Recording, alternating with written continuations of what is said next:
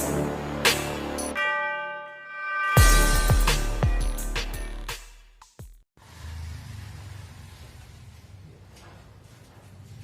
this session, student, we are dealing with process of charging a body. है ना? यहाँ पर हेडिंग हो गया प्रोसेस ऑफ चार्जिंग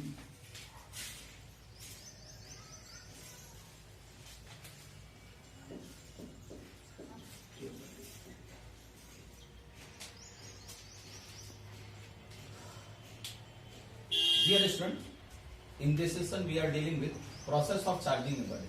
तो यहाँ हम लोग बॉडी को चार्ज करने की बात कर रहे हैं. ऐसे we can't hold an atom and molecule, but we held a body by his hand.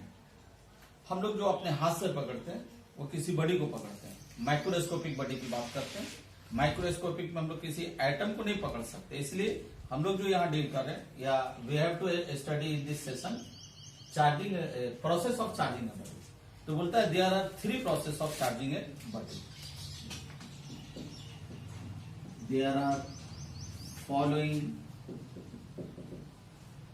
3 processes of charging a body. First है charging by friction, charging by friction और rubbing. Second है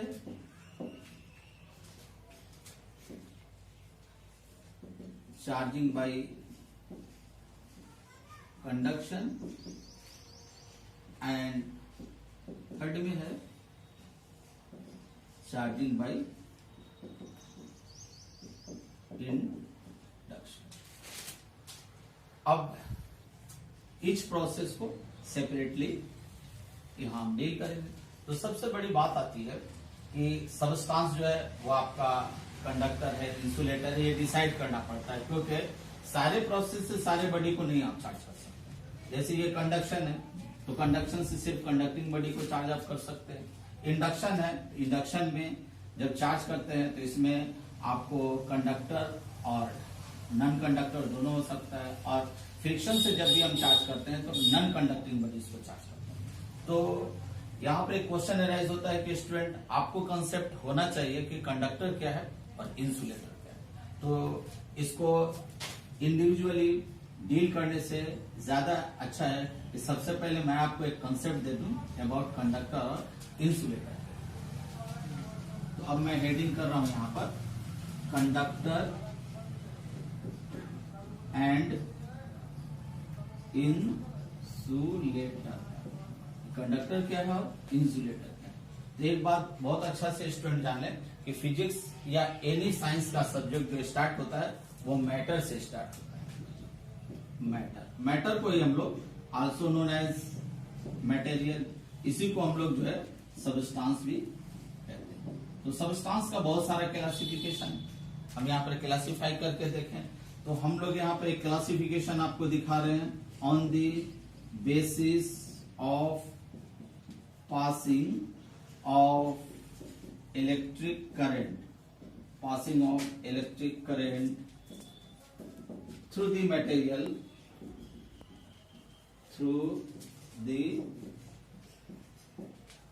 material, it is of 3 types. तो देखिए आप एक simple circuit देखें. जैसे यहां पर ये हम ले लिए वुडन कप, ये हमारा WOODN वुडन कप. और इसमें हम क्या करते हैं कि ये कंडक्टिंग वायर है, इसमें ऐसे इंसर्ट कर दे रहे हैं, ऐसे इंसर्ट कर दे रहे. और फिर आप क्या करें भाई, एक यहां सेल से कनेक्ट कर दे इसको, और ये आपको टैपिंग की है माइनस प्लस, सेल को इंडिकेट ऐसे करते हैं. और आप क्या करें, यहाँ पे एक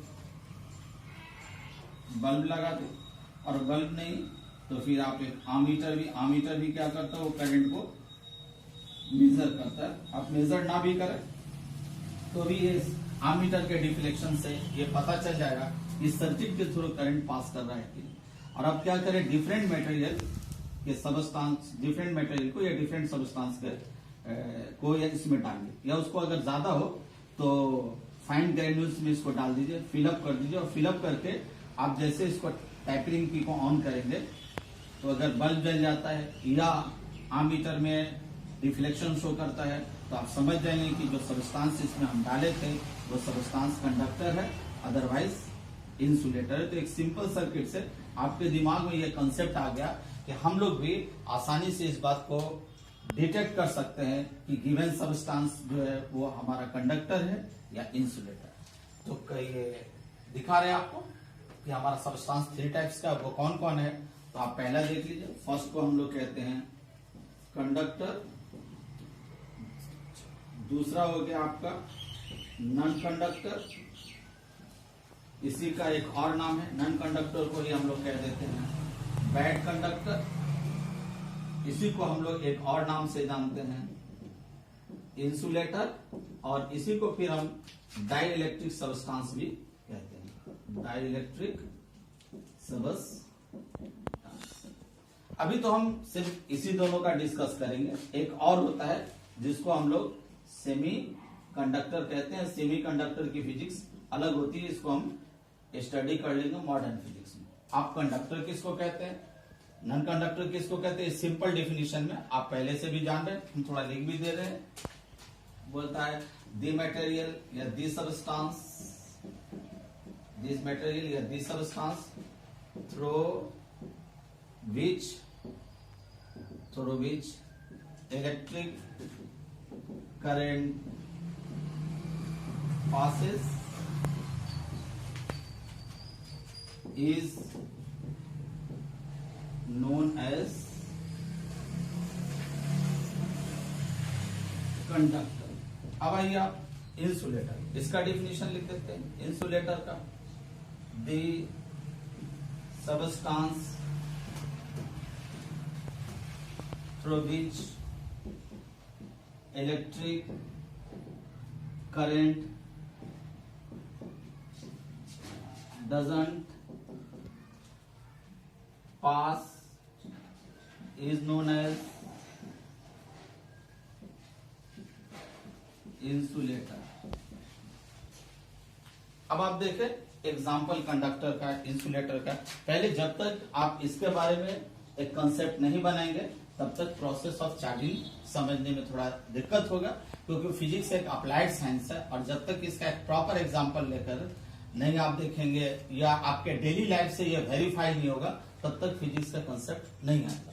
ऐसे आप जनरल टीचर से पढ़ते हैं तो सिर्फ बुकिश पढ़ा देते हैं, वो जो लिखा हुआ उसको पढ़ा दिए, आपको कंसेप्ट नहीं आ पाया उसका, और आप डेली लाइफ से जब इसको वेरीफाई करते हैं तो इसका कंसेप्ट आपको आ जाता है। अब हम एग्जाम्पल को डील कर दे रहे हैं कि कंडक्टर का क्या एग्जाम्पल है, इंसुलेटर का क्या एग्जांपल है, सेमीकंडक्टर का यहाँ कोई डिस्कस नहीं करेंगे। तो देखिए यहाँ पर एक एग्जांपल हम और आपको डील करके बता दे रहे हैं, पूरा क्लियर कंसेप्ट। अब देखिए पहला हम एग्जांपल दे रहे हैं, एग्जांपल ऑफ कंडक्टर। तो आप पढ़े या पहले से भी जानते हैं कि all metals are good conductor of electric current। ये आपको पहला एग्जांपल हो गया, फर्स्ट ए। इसमें एक्सेप्शन है, exception Hg mercury is the poor conductor of electric current, और इसका कारण भी है। इसका कारण क्या है कि जी ही एक ऐसा सबस्टांस है, बोलता है a metal in liquid state. ये एक ऐसा मेटल है जो लिक्विड स्टेट में है, और लिक्विड स्टेट होने के कारण ये पुअर कंडक्टर होता है। और है और जितने भी मेटल्स हैं वो सारे सॉलिड स्टेट में पाए जाते हैं और गुड कंडक्टर होते हैं इलेक्ट्रिक करंट का। दूसरा एग्जांपल आपको दे रहे हैं, ऐसे ये जान लें कि बोलता है liquid and gas doesn't conduct electric current. ये पहले आप अपने माइंड में कंसेप्ट बना लें कि लिक्विड और गैस कंडक्ट नहीं करता है इलेक्ट्रिक करंट का, लेकिन उसमें सर्टन चेंजिंग कर देते हैं तब वो कंडक्ट करता है इलेक्ट्रिक करंट का। तो जैसे अब हम ले लें कि बट ये एक्सेप्शन, इसको एक्सेप्शन मान के चले तो ज्यादा आपको कंसेप्ट क्लियर रहता है कि exception dilute solution of acid base and salt, ठीक है ना, और एंड यहां हटाएं dilute solution of acid base salt और इसमें ऐड कर दें and molten salt conduct electric current. और ये भी जान ले ये जो होता है ना, ये होता है आपका पुअर कंडक्टर, गुड कंडक्टर कभी नहीं होता है, ये होता है आपका पुअर कंडक्टर। और आप इसके आगे देखें, एक बात अभी इसमें सवाल कुछ उठेगा कि मेटल क्यों कंडक्ट करता है इलेक्ट्रॉन्स का, ये जो डाइल्यूट सॉल्यूशन कैसे करता है, हाउ, तो इसका भी डिस्कशन थोड़ा यहाँ कर लेना होगा तो आपको कंसेप्ट समझ में आएगा, क्योंकि जब यहाँ जो फाउंडेशन रखा जाएगा वही आगे इलेक्ट्रिक करंट भी उसी से डील होगा। तो अब देखिए, और सी में है कि आपका देखिए at low pressure, low means very low, at very low pressure and high and at very low pressure and high potential gases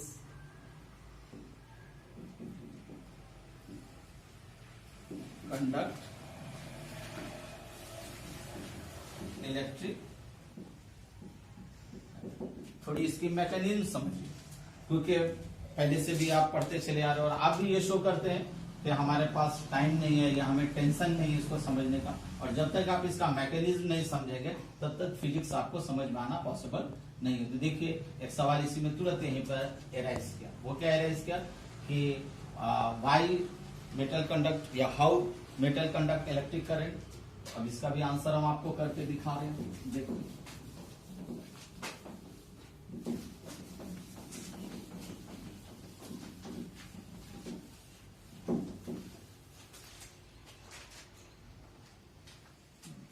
question यहां पे राइज किया,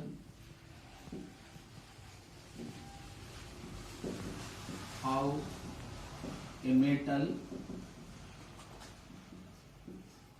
कंडक्ट इलेक्ट्रिक करंट। देखिए इसका आंसर ए मीन्स यहां पर हुआ ए नहीं, ए आर्टिकल। तो कोई भी मेटल क्यों कंडक्ट करता है, तो इसका सिंपल आंसर आप दीजिएगा due to presence of free electrons। Free electrons एक स्पेशल तरह का चार्ज है, ये चार्ज कैरियर है। फ्री इलेक्ट्रॉन्स क्या है, चार्ज कैरियर, ये चार्ज को कैरी करता है फ्री इलेक्ट्रॉन। फ्री इलेक्ट्रॉन को समझना पड़ेगा, अगर आप नहीं समझेंगे तो फिर इसकी फिजिक्स नहीं समझ में आएगी। एक बात जाने तो फिर अब यहाँ पे एग्जांपल में कि जब आप पढ़ते हैं बोर्स मॉडल ऑफ एटम, तो बोर्स मॉडल जो होता है एटम का वो आइसोलेटेड एटम के लिए होता है। पूरे क्रिस्टल के लिए बात कीजिएगा तो पूरी क्रिस्टल के लिए फिजिक्स थोड़ी बदल जाती है। जो एटॉमिक स्ट्रक्चर आप पढ़ के आ रहे हैं बोर्स मॉडल ऑफ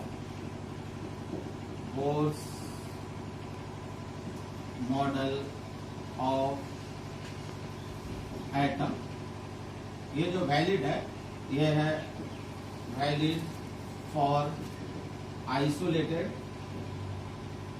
एटम। लेकिन जब एटम क्रिस्टल में रहता है तो थोड़ी फिजिक्स उसकी बदल जाती है, क्योंकि जब दो एटम को एक दूसरे के पास लाया जाता है जैसे जैसे हम क्लोज लाते जाते हैं तो आउटर मोस्ट ऑर्बिट एक दूसरे पर फोर्स लगाता है।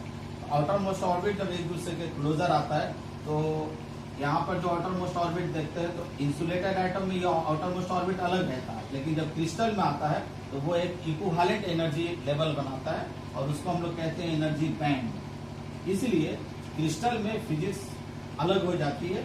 अब देखिए हम जो यहाँ देखते हैं मेटल को, एक मेटल है क्रिस्टलाइन फॉर्म में होता है, ठीक है।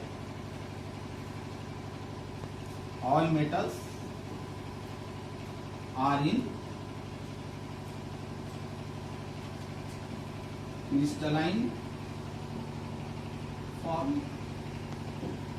क्रिस्टल का पहचान भी है कि जो भी मेटल क्रिस्टलाइन फॉर्म होगा, क्रिस्टलाइन फॉर्म किसका हुआ? सॉलिड का। सॉलिड जो है, सॉलिड के लिए दी हुआ है, ये सॉलिड एमॉर्फस फॉर्म में भी होता है, क्रिस्टलाइन फॉर्म में भी होता है। तो ऑल मेटल्स जो होता है वो क्रिस्टलाइन फॉर्म में होता है। इसकी पहचान है कि जो क्रिस्टलाइन फॉर्म में होगी वो इलेक्ट्रिसिटी को कंडक्ट करेगी।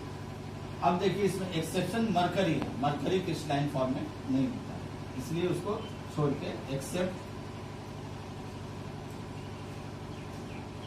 H।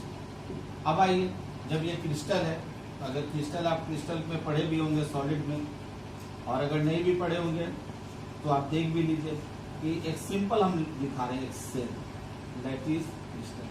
अब यहाँ भी है, ऐसा कोई बॉक्स नहीं होता है, लेकिन एक मॉडल दिखाया जा रहा है। और यहाँ जो एटम्स होते हैं वो ऐसा नहीं है कि ये एटम जो है, ये आइटम्स यहाँ जो सजा के आपको दिखाए गए, तो ये आइटम किसी रड से कनेक्टेड होते हैं, ये फोर्स से हेल्प करते हैं। जैसे सन है, प्लैनेट्स है, तो सन प्लैनेट का कोई कंसर्ट नहीं है, प्लैनेट्स का भी आपस में कंसर्ट नहीं है, लेकिन एक फोर्स से वो हेल्ड है, जो आपको लेटर ऑन और समझाया जाएगा। अगली फिजिक्स आएगी नेक्स्ट चैप्टर, तो उसमें और क्लियर होगा। ये भी एक फोर्स से हेल्ड होता है। ये एक मॉडल दिखाया गया कि इस तरह से ये हेल्ड है। तो इसमें होता क्या है कि रूम टेम्परेचर पर मेटल में रूम टेम्परेचर पर आउटर मोस्ट ऑर्बिट के इलेक्ट्रॉन्स के पास, जैसे ये आपकी न्यूक्लियस हुई, न्यूक्लियस पॉजिटिवली चार्ज होता है।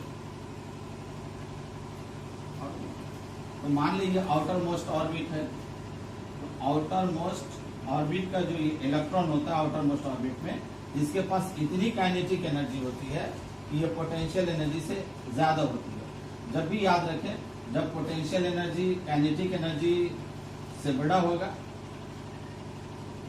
पोटेंशियल एनर्जी जब ये ग्रेटर देन होगा काइनेटिक एनर्जी से, तो ये बॉन्ड मजबूत होगा। तब इलेक्ट्रॉन कभी भी छोड़कर नहीं भागेगा, आउटर मोस्ट ऑर्बिट पे एस्केप नहीं करेगा। और जब potential energy less than kinetic energy होती है, तो हमारी टोटल, इसमें टोटल एनर्जी निगेटिव होगा और इसमें टोटल एनर्जी पॉजिटिव होगी। जब टोटल एनर्जी पॉजिटिव होती है तो हम ये कहते हैं ये अनस्टेबल था, ये स्टेबिलिटी के लिए। इस कंडीशन में हमारी जो होती है टोटल एनर्जी का मतलब हो जाता है काइनेटिक एनर्जी और प्लस पोटेंशियल एनर्जी। तो ये इस कंडीशन में ये टोटल एनर्जी निगेटिव होती है, और जब टोटल एनर्जी निगेटिव होती है तो सिस्टम स्टेबल होता है। और जब हमारी टोटल एनर्जी यानी kinetic energy plus potential energy positive होती है, तो हमारा सिस्टम अनस्टेबल होता है। अनस्टेबल होने के कारण ये इलेक्ट्रॉन इस आउटर मोस्ट ऑर्बिट को छोड़ देता है और छोड़ के पूरे क्रिस्टल में घूमता रहता है। तो आप जान लीजिए कि जितने भी एटम है वो ज्यादा नहीं छोड़ पाते इलेक्ट्रॉन, 1 2 इसी तरह छोड़ते हैं। ये सब जो इलेक्ट्रॉन एटम सब छोड़ दिया तो ये जो चार्ज हो जाता है पॉजिटिवली, ये सारे के सारे पॉजिटिवली चार्ज हो जाता है, और इसको हम लोग कह देते हैं तब आयोनिक कोर कहते हैं। ये तब कहलाने लगते हैं आयोनिक कोर। और वो जो इलेक्ट्रॉन है, जो इलेक्ट्रॉन छोड़ता है एटम सब, तो क्रिस्टल में तो बहुत ज्यादा एटम्स होते हैं। एक छोटा सा सिक्का भी लेंगे तो उसमें मिलियंस एंड मिलियंस इलेक्ट्रॉन्स होंगे, तो वो सारे जो है बादल की तरह क्लाउड बना के और इसमें ऐसे ऐसे पूरे क्रिस्टल में घूमते रहते हैं। इसी इलेक्ट्रॉन्स को हम लोग कहते हैं सिलिकॉन, पूरा इसमें घूमते रहते हैं। तो जैसे आप एक आयरन का रड रहता है, तो हम लोग को तो लगता है कि वो कम्पैक्ट है, लेकिन वो कम्पैक्ट नहीं होता है, इंटरमोलिकुलर स्पेस होता है, और उसी स्पेस से जस्ट लाइक क्लाउड की तरह इलेक्ट्रॉन का भी क्लाउड रहता है, और वो इंटर एटॉमिक स्पेस से घूमता रहता है। तो रूम टेम्परेचर पे वो इलेक्ट्रॉन जो घूमते रहते हैं, इसी को फ्री इलेक्ट्रॉन्स हम लोग कहते हैं। तो मेटल कंडक्ट करता है due to presence of free electrons के कारण। और जब चलेंगे करंट इलेक्ट्रिसिटी में, इसको सिस्टमेटिक वे में डील कर देंगे, या बीच में एक आध क्लास और लेके एक क्लास में हम आपको समझा देंगे कि क्या मैकेनिज्म है, किस तरह से इलेक्ट्रॉन का इजेक्शन होता है। इसमें मेन प्रिंसिपल यही है कि जब काइनेटिक एनर्जी पोटेंशियल एनर्जी से एक्सीड कर जाती है, तो इलेक्ट्रॉन ऑर्बिट को छोड़ देता है, आउटर मोस्ट ऑर्बिट को। और ये आप जान ले ये होता कैसे है, तो इसका काइनेटिक एनर्जी बढ़ने से, काइनेटिक एनर्जी बढ़ती कैसे है, तो टेम्परेचर बढ़ने से बढ़ती है, टेम्परेचर बढ़ता है। और हम लोग देखेंगे कि जब दो सब्सटेंस को रब करते हैं, तो रब करने पर भी क्या होता है, फ्रिक्शन से हीटिंग होती है। हीटिंग होने से क्या होता है, टेम्परेचर बढ़ा, टेम्परेचर बढ़ने से इलेक्ट्रॉन्स की काइनेटिक एनर्जी बढ़ जाती है, और बढ़ जाने से क्या होता है, इलेक्ट्रॉन का इजेक्शन हो जाता है। इसीलिए ये एक मैकेनिज्म है, इसको थोड़ी समझनी जरूरी थी। दूसरा लोग पूछता है, ये क्वेश्चन एक जानना जरूरी है, कि बोलता है how does dilute solution of acid, base, salt and molten salt conduct electric current।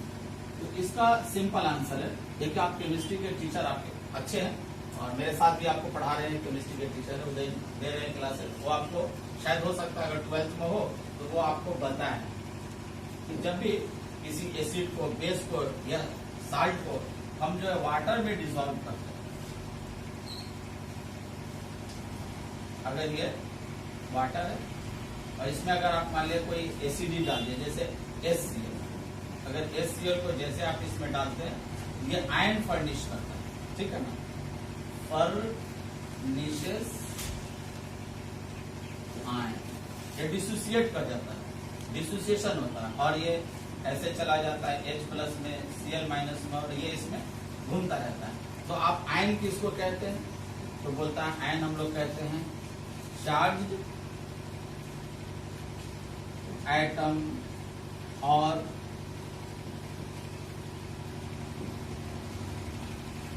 Groups of atom, जिसको हम लोग मॉलिक्यूल कहते हैं। आप ऐसे चार्ज एटम और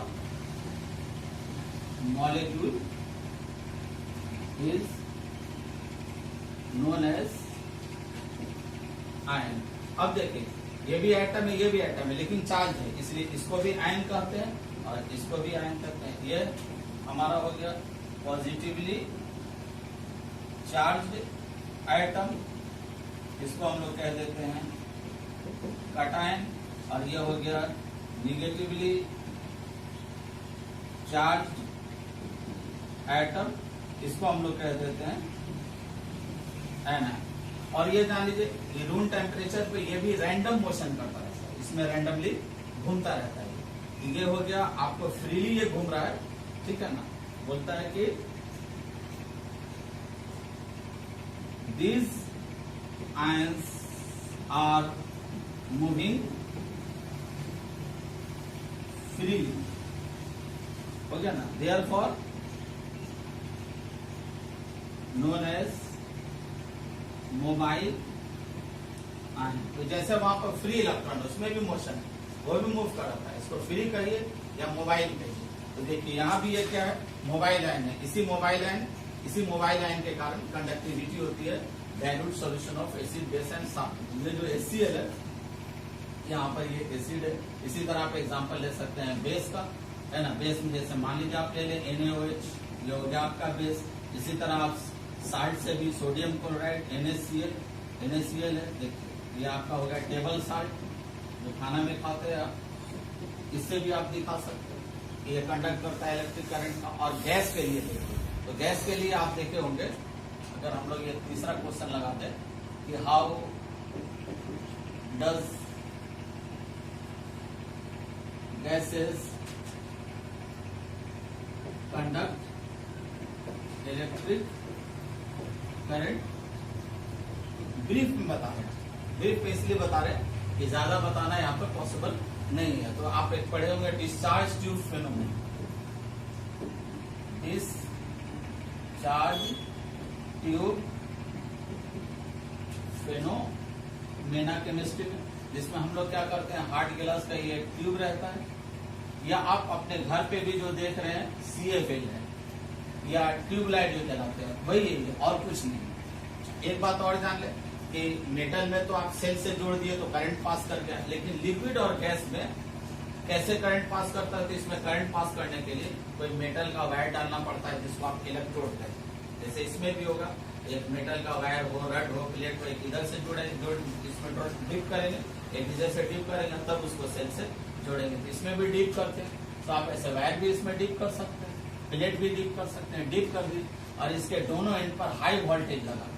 जब इसके दोनों एंड पर हाई वोल्टेज लगाते हैं, लो प्रेशर पर गैस लेते हैं, तब इसमें यहाँ पर हम लोग पाते हैं कि ये चार्ज पार्टिकल, जैसे आपका हुआ कि इलेक्ट्रॉन किधर से फ्लो करेगा, तो इलेक्ट्रॉन इधर से फ्लो करके इधर आता है, प्रोटॉन है इधर से फ्लो होकर इधर जाता है। इस तरह से इलेक्ट्रॉन और प्रोटॉन के फ्लो के कारण इसमें हमें मिल जाता है इलेक्ट्रिक करंट। ओके।